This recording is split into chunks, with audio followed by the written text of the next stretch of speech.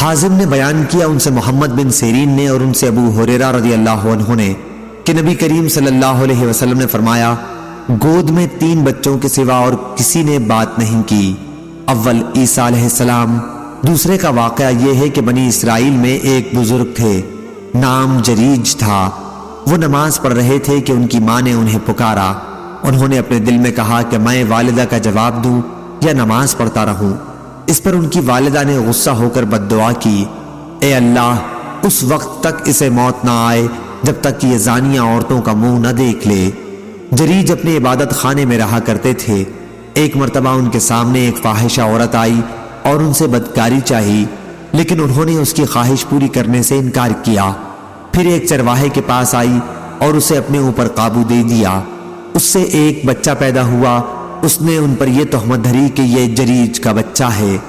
ان کی قوم کے لوگ آئے اور ان کا عبادت خانہ توڑ دیا، انہیں نیچے اتار کر لائے اور انہیں گالیاں دی۔ پھر انہوں نے وضو کر کے نماز پڑھی۔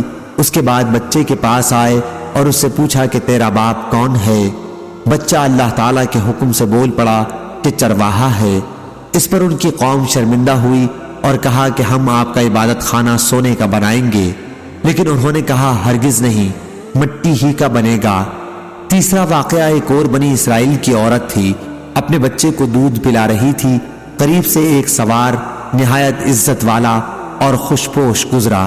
اس عورت نے دعا کی، اے اللہ، میرے بچے کو بھی اسی جیسا بنا دے، لیکن بچہ اللہ کے حکم سے بول پڑا کہ اے اللہ، مجھے اس جیسا نہ بنانا۔ پھر اس کے سینے سے لگ کر دودھ پینے لگا۔ ابو ہریرہ رضی اللہ عنہ نے بیان کیا کہ جیسے میں اس وقت بھی دیکھ رہا ہوں کہ نبی کریم صلی اللہ علیہ وسلم اپنی انگلی چوس رہے ہیں بچے کے دودھ پینے لگنے کی کیفیت بتلاتے وقت۔ پھر ایک باندی اس کے قریب سے لے جائی گئی جسے اس کے مالک مار رہے تھے، تو اس عورت نے دعا کی کہ اے اللہ، میرے بچے کو اس جیسا نہ بنانا۔ بچے نے پھر اس کا پستان چھوڑ دیا اور کہا کہ اے اللہ، مجھے اسی جیسا بنا دے۔